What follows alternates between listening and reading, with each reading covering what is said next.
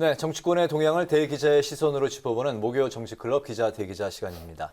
오늘도 최병묵 전 TV조선 해설위원, 박찬수 한겨레신문 대기자 두 분과 함께하겠습니다. 두 분 어서 오십시오. 네, 반갑습니다. 네, 반갑습니다. 오늘 함께 이야기 나눠볼 주제는 박 기자께서 발제해 오셨죠? 예, 오늘 고용노동부 장관 등 2개 부처 장관 후보자 발표를 끝으로 윤석열 정부의 초기 내각, 첫 내각의 인선이 마무리됐습니다.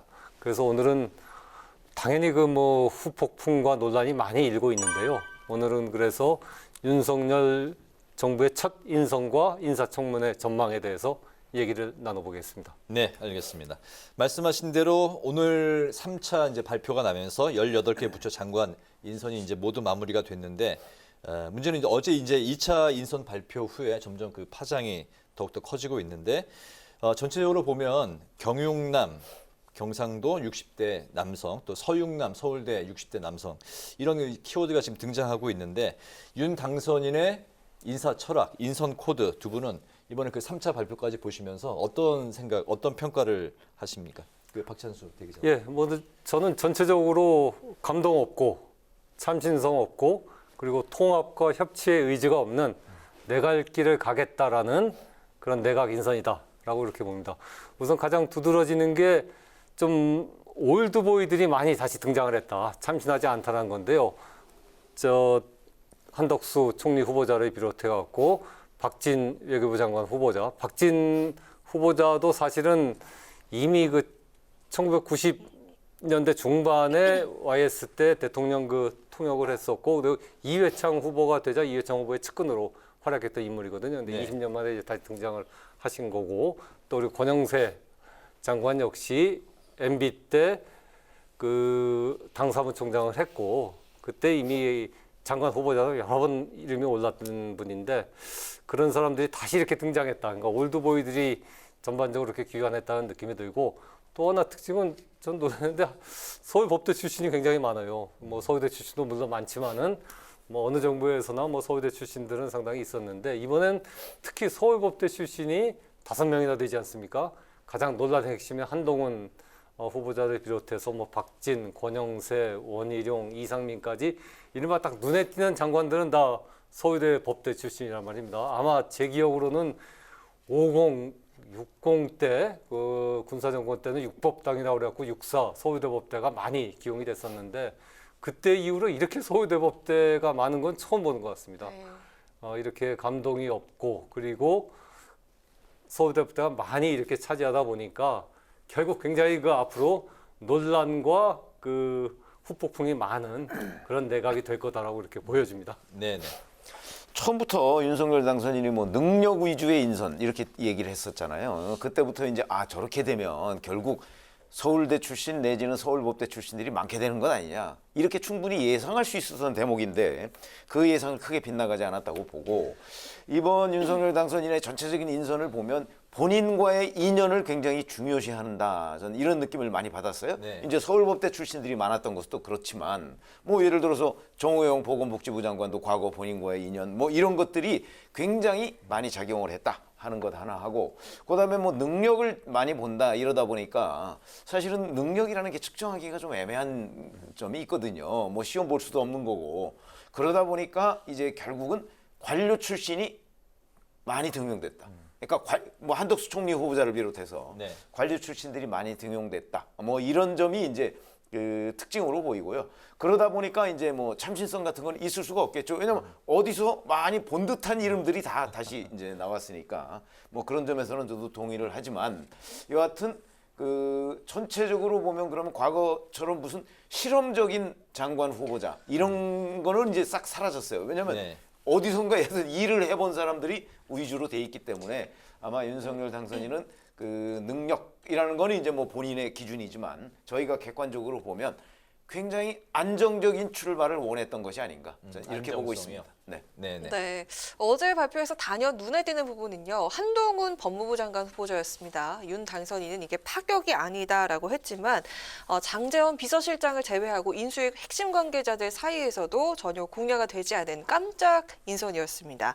한동훈 법무부 장관 후보자 카드 이 두 분은 묘수라고 보시는지 아니면 무리수라고 보시는지 한번 들어보도록 하겠습니다. 저도 어저께 사실 보고서 깜짝 놀랐던 것이 저 오보 아닌가? 뭐 이렇게 생각을 했을 정도입니다. 왜냐하면 네. 누구든지 생각을 할 수 없었던 부분인데 그러면 다른 사람이 생각하지 못한 것을 윤석열 당선인이 얘기했다고 그래서 그게 묘수냐? 이거는요, 묘수인지 무리수인지는 저는 조금 더 두고 봐야 된다고 생각을 하거든요. 무슨 얘기냐면, 자, 청문회 과정에서 과연 한동훈 법무부 장관 후보자가 어떤 모습을 보일 것인가. 지금까지는요, 뭐 유시민 전 노무현재단 이사장과도 뭐 여러 공방을 주고받았고, 추미애 그 전 장관이 현직 법무부 장관일 때도 네. 본인이 검사장으로서 공방을 주고받을 정도로 상당히 뭐 기가 세다 지금 이렇게 얘기하는 입장이거든요. 그렇다 보면 아마 청문회에서도 그 지금 민주당 의원들의 공세에 결코 지지 않으려고 할 가능성이 있다고 보면 청문회 자체가 굉장히 치열한 공방전을 벌이게 될 거다. 그 과정에서 이 한동훈 장관 후보자가 네. 그걸 잘 견뎌내면 오히려 뭐 약간의 이제 이거 정무직 공무원 아닙니까 장관은 그렇기 때문에 약간 뭐 정치적으로 무슨 그 좀 힘을 얻을 가능성까지도 있고 그렇지 않으면 민주당의 그 파상 공세에 만약 제대로 대응을 못한다면 네. 심하게 보면 낙마 가능성까지도 있는 그렇게 되면 무리수가 되는 것이고 아까 전자로 보면 묘수가 되는 거죠. 네. 그래서 조금 더 그 지켜봐야 되겠다 이렇게 생각합니다. 네, 네. 네. 저는 뭐 무리 수준을 뛰어넘어갖고 인사 참사가 아닌가 하는 생각이 드는데요. 근데 저는 낙마하지는 않을 거라고 봅니다. 왜냐하면 윤석열 당선인이 논란을 무릅쓰고 저 자리에 시켰을 때는 저건 반드시 시키겠다. 그러니까 어떤 물론 아주 진짜 이제까지 드러나지 않은 뭐 비리가 드러나거나 도덕적인 흠결이 드러나면 모르겠지만 근데 한동훈 지금 법무부 장관 후보자를 보면은 이제까지의 과정을 보면 그렇게 뭐 큰 비리가 있을까 하는 생각은 들거든요. 네. 어쨌든 그 점에서 보면은 뭐 전 그대로 강행한다. 아무리 논란이 있어도 강행하겠다는 그 윤석열 당선인의 의지가 반영돼 있다고 보고요. 근데 이게 왜 문제냐 하면은 일단 한동훈 검사장이 법무부 장관 자리에 앉음으로써 사람들은 야 검찰을 저 확실하게 장악하겠다는 의도구나라고 그렇게 생각하는 네. 거거든요. 지금 민주당이 검수완박 입법을 4월 중에 끝내겠다고 했거든요. 끝낼 겁니다 아마. 더 명분이 생겼으니까요. 끝내면은 그럼 검찰로부터 6대 중요범죄에 대한 수사권이 없어지는 거 아닙니까? 그게 일단 그 경찰로 가는데 그 경찰에 완전히 줄 수 없으니까 지금 민주당 법안 내용으로 보면 중대수사청을 만들게 돼 있거든요. 이게 이 중대수사청이 과연 독립기관이 될지 어떻게 될지 모르겠지만 민주당이 검토했던 안 중에 하나는 법무부 안에 이렇게 중대수사청을 두는 방안이 검토가 됐단 말입니다. 왜냐하면 지금 공수처라는 기관이 있는데 공수처가 독립기관이 있거든요. 근데 중대수사청마저 또 독립기관을 뒀을 때, 야, 이거 수사가 독립기관들이 너무 좀 난무하는 거 아니냐라는 그런 우려가 있기 때문에 중대수사청을 법무부 안에 두고 거기에 검찰이 갖고 있던 중요 수사 기능을 옮겨놓자고 그랬었는데 네. 한동훈 법무부 장관이 되면은 이 중대수사청을 딱 법무부 장관이 지휘를 한단 말입니다. 과연 그렇게 됐을 때 윤석열 당선인이 이렇게 주장했던 검찰의 정치적 독립 그리고 권력, 살아있는 권력을 수사하는 검찰 과연 그 한동훈 법무부 장관 밑에서 검찰과 그리고 법무부에 만약 생긴다면 중대수사청이 윤석열 정부의 비리와 문제점을 수사할까? 사람들이 이렇게 생각할까? 안 할 거라고 보는 거거든요. 바로 그것이 이제 가장 큰 문제점이죠. 이런 논란들이 아마 두고두고 계속 나타날 거기 때문에 저는 굉장히 좀 무리한 건 넘어갔고 이해할 수 없는 인사다. 그리고 저는 만약 윤석열 당선인이 정치인이었다면 저런 인사를 했을까? 저는 안 했을 것 같거든요. 이건 워낙 논란과 내부에서도 아마 그 당장 이재호 뭐 전 의원도 비판했습니다만 내부에서 보수 내부에서도 우려와 그 논란이 많은 사안인데 이런 것들을 그냥 이렇게 밀고 나가는 데서 아 윤석열 당선인은 저 정치인이 아니구나. 그리고 정치를 너무 쉽게 본다라는 우려가 다시 한번 생겼습니다. 박찬수 대기자님이 저희 그 뉴스 N에 출연하시면서 가장 강한 톤으로 예. 말씀을 하셨던 것 같습니다. 자, 이번에 그 안철수 인수위원장 이야기를 한번 해보겠는데요. 이번에 안철수계 인사가 전혀 없었다는 그 평가가 나오고 있습니다. 이 때문인지 그 안철수 그 위원장이 어제 그 윤 당선인과의 도시락 만찬 회동에도 불참을 했고 오늘 공식 일정을 모두 취소를 하고 지금 자택에서 거취에 들어간 것 아니냐 이런 또 관측이 나오고 있는 상황인데 안철수 인수위원장이 인수위원장직을 사퇴할 가능성 두 분은 어떻게 생각하십니까? 저는 지금 고민은 지금 사퇴하냐 아니면 인수위원장으로서의 역할은 끝내고 그만두냐 하는 두 가지 이제 고민이 있다고 보는데요. 그러니까 왜냐하면 어쨌든 인수위원장은 공직 아닙니까? 중요한 그 자리인데 자기가 이렇게 추천한 사람이 안 들어갔다 그래갖고 지금 인수위원장을 그만두면 굉장히 무책임한 거죠. 그러니까 사실 그건 명분도 없고요. 그러니까 아마 제 생각으로는 인수위원장을 곧바로 사퇴하기보다는 인수위는 일단 끝내고서 결별의 수순을 밟지 않을까 하는 생각이 들고요. 왜냐면 사실은 결별 안 할 수 없는 게 이런 상태에서는 이미 그 윤석열 당선인이 야, 안철수 위원장은 내가 그 지지하지 않는다, 같이 가지 않는다는 메시지를 분명히 줬기 때문에 이런 상태에서는 국민의힘하고 합당을 하거나 들어가봤자 아무런 그 영향력과 힘이 없는 거거든요. 국민의힘에서 고사되는 거죠. 그걸 빤히 알기 때문에 이제 국민의힘과의 합당이라든가 그 안에 들어가서 뭐 5년 뒤는 도모한다는 건 의미가 없어진 겁니다. 그러니까 결렬밖에 그 사실상 남은 게 없고 결렬을 한다면은 사실은 지방선거를 앞두고 오히려 결렬을 하는 게 정치적으로는 윤석열 정부에 조금이라도 타격을 줄 수 있기 때문에 그런 선택을 할 가능성이 좀 높지 않을까 개인적으로 그렇게 근데 윤 예상합니다. 당선인이 그 기자 질문에 그 안 위원장과의 그 사이 그 소통에는 아무런 문제가 없다라고 이제 그 직접 입장을 밝혔는데 등을 돌린 거로 결별 선언을 한 걸로 판단을 하시는 거군요. 그러니까 안 당선인이 저기 안철수 위원장이 추천한 인사를 아무도 넣지 네. 않았다라는 거는 네. 앞으로 그 정치를 하는 데서 5년 동안 정치를 하는 데서 안철수 당선인을 더 이상 도와줄 생각은 없다라는 뜻을 명확히 한 거라고 보거든요. 알겠습니다. 당에도 이미 그 메시지가 갔다고 봐야죠. 네네, 알겠습니다. 저는 뭐 조금 더 취재를 해볼 필요가 있다고 생각합니다. 어제 오전에 한 30분 정도 이제 윤 당선인하고 안철수 위원장이 만났다는 거 아니겠습니까? 거기서 지금 설명을 했다는 거죠. 했는데 안철수 위원장이 크게 이의를 제기하지 않았다. 지금 이렇게 얘기가 나오고 있거든요. 네. 그런데 그 이후의 상황을 보면 만찬을 취소하고 그다음에 오늘 일정을 전면 취소했어요. 그럼 이제 내일부터는 어떻게 될지 지금 몰라요, 상황이.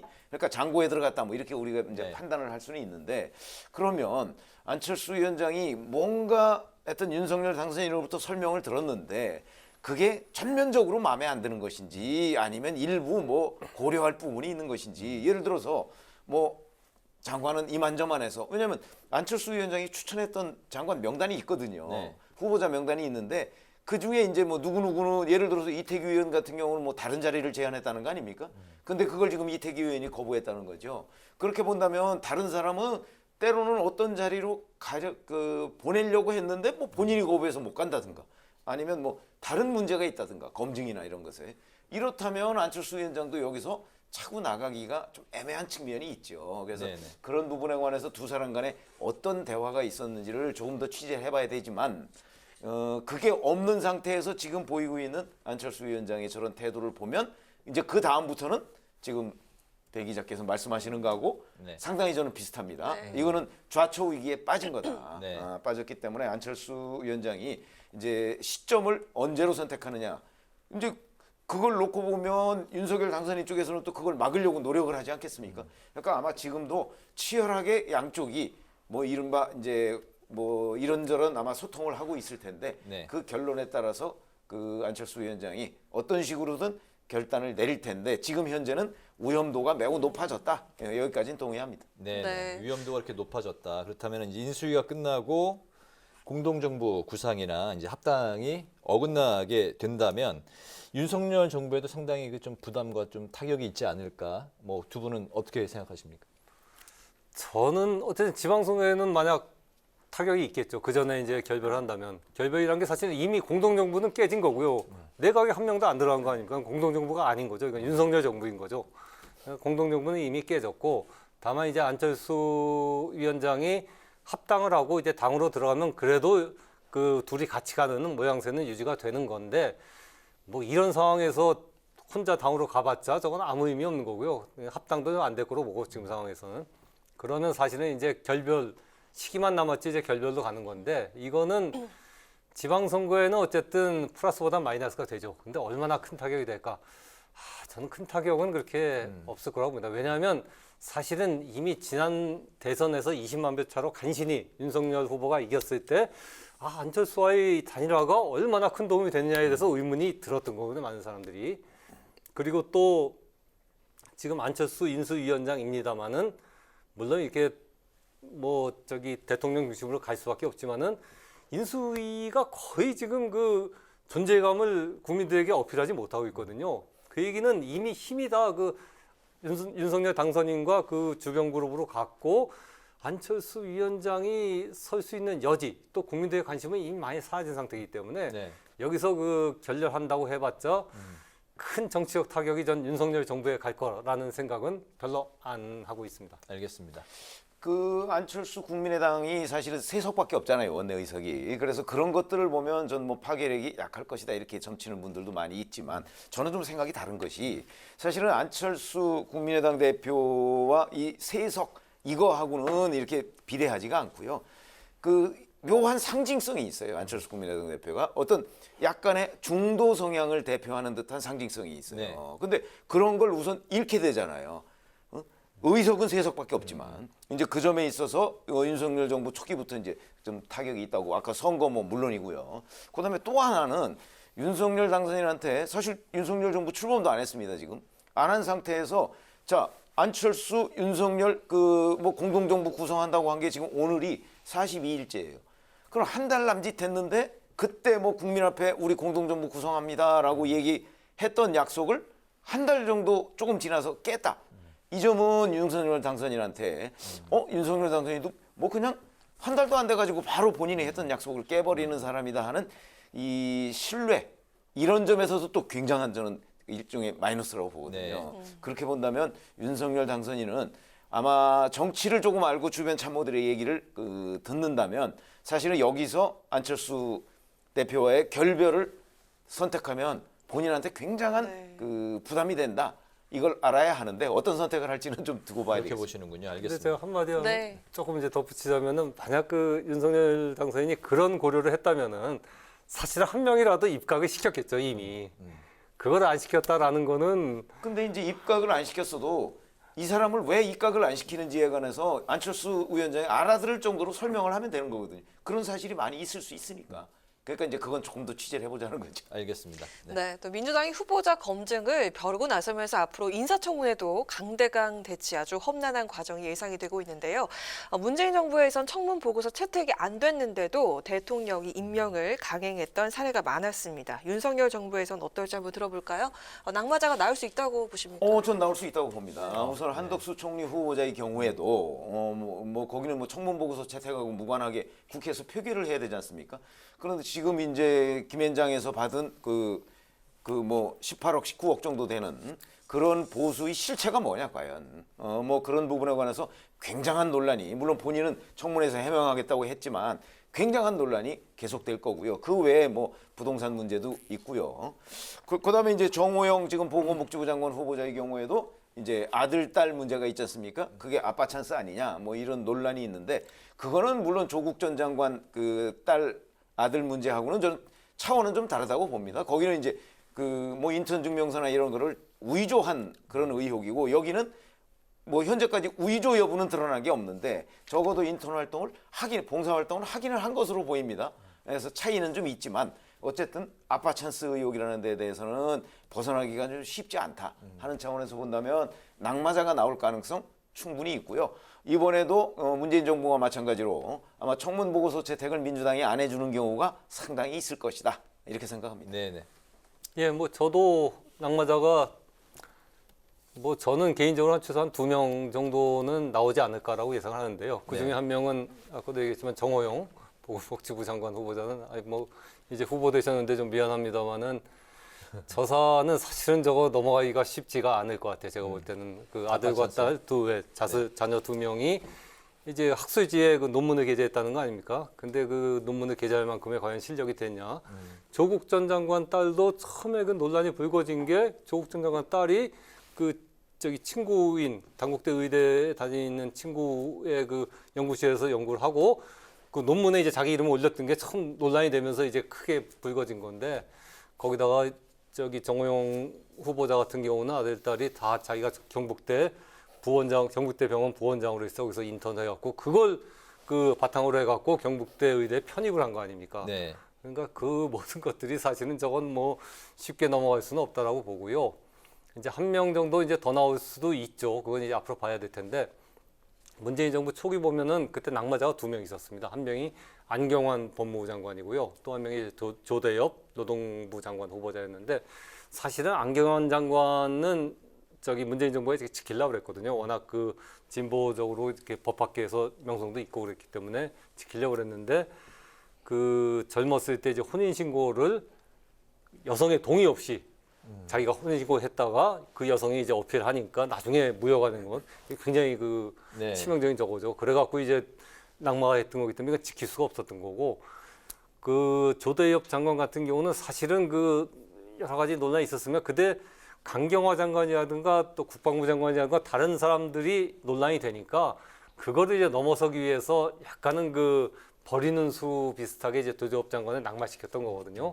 이번에도 보면은 이제 저기 정호영 보건복지부 장관 같은 경우는 약간 그런 조대엽 장관처럼 약간 버리는 카드 비슷하게 나중에 사용될 가능성이 있고 그 외에 이제 한동훈 장관 같은 경우는 사실은 꼭 지켜야 되기 때문에 그거는 안경환 옛날 법무부 장관 후보자처럼 본인에게 진짜 그 대중들의 어떤 그 저기 신뢰라든가 그 어떤 시각이 확 그 다운되는 그런 사건이 일어난다면은 그때 버릴 수도 있지만 뭐 그렇지 않으면은 대체로 지키지 않을까 하는 생각을 합니다. 낙마자는 예. 한 명에서 두 명 정도 예상을 하시는군요. 예. 알겠습니다.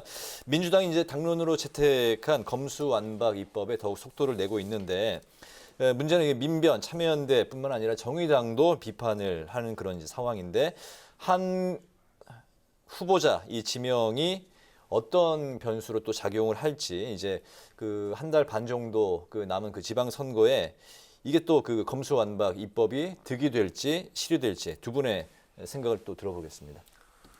저는 제가 어제 그 민주당 의원하고 이렇게 점심을 먹는데 한동훈 법무부 장관 지명 소식이 들려왔습니다. 그러니까 그 민주당 의원이 아유 뭐 약간 다행이라는 투로 잘 됐다는 투로 이렇게 얘기를 하던데 그 얘기는 뭐냐면 어쨌든 민주당도 지금 검수완박 입법을 4월 중에 끝내겠다고 했지만 이게 명분이 없다는 걸 알고 있거든요. 왜 이렇게 급하게 처리하려고 그러느냐. 명분이 없죠 사실. 그리고 이것이 지방선거에 마이너스가 된다는 것도 알고 있습니다.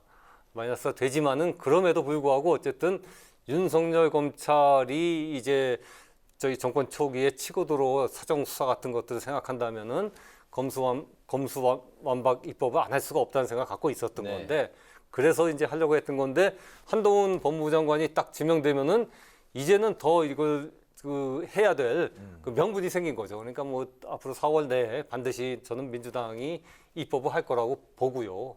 그렇게 되면은 지방선거에서는 어떻게 될 거냐. 처음에는 이제 마이너스였을 텐데 한동훈 법무부 장관 임명하고 약간 그 플러스 마이너스가 좀 그 상쇄되는 효과가 있거든요. 그렇게 돼갖고 저는 지방선거의 예상만큼 검수완박 입법이 이제는 그 마이너스로 작용할 것 같지 않다. 오히려 민주당 지지층에는 네. 굉장히 강력한 결속의 요인이 될 수가 있다. 한동훈 후보자 지명이. 왜냐하면 지방선거는 사실은 그 투표율이 대선이나 국회의원 총선보다는 낮거든요. 네. 그럼 지지층 중심으로 투표장에 가는데 그런 점에 고려해서 보면은 이제 검수완박 입법을 민주당은 오히려 하는 게 플러스가 될 수도 있겠다는 판단을 할 수가 있을 것 같습니다. 네네. 뭐 저는 그렇게 안 보는 것이 사실은 검수완박 추진할 때 뭐 민주당 강성 지지층은 원래부터 지지하던 사람들입니다. 그리고 그 지지 요구를 받아들여서 민주당이 검수완박을 지금 하는 거거든요. 이제 검찰 수사권을 박탈하는 거죠.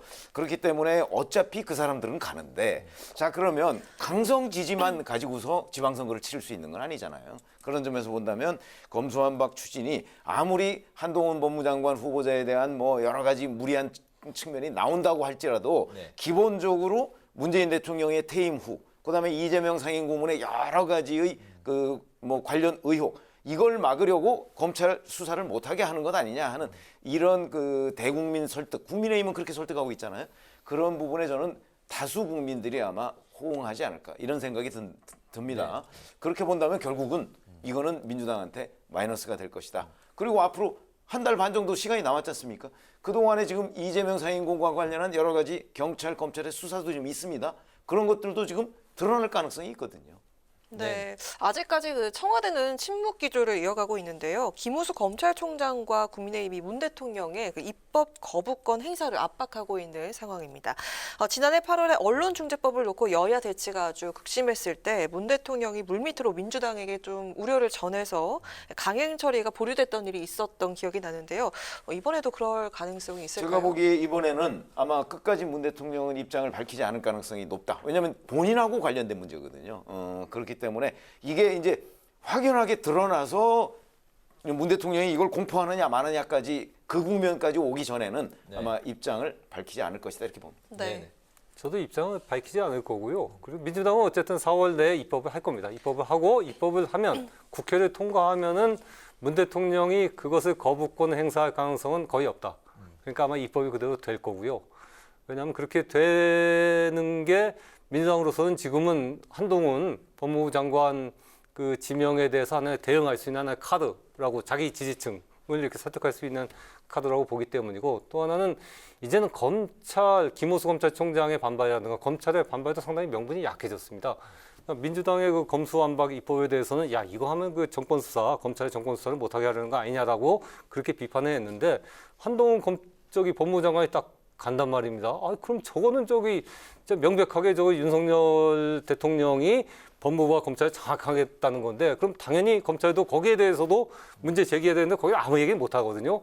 그러면 이제 검찰이 민주당에 대해서만 문제를 제기하는 것에 정당성과 명분이 굉장히 약해지는 거죠.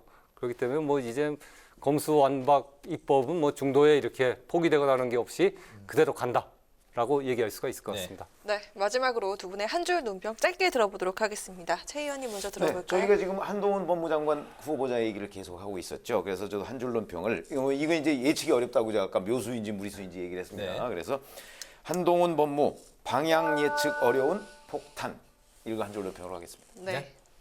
예, 저도 뭐 비슷한데요.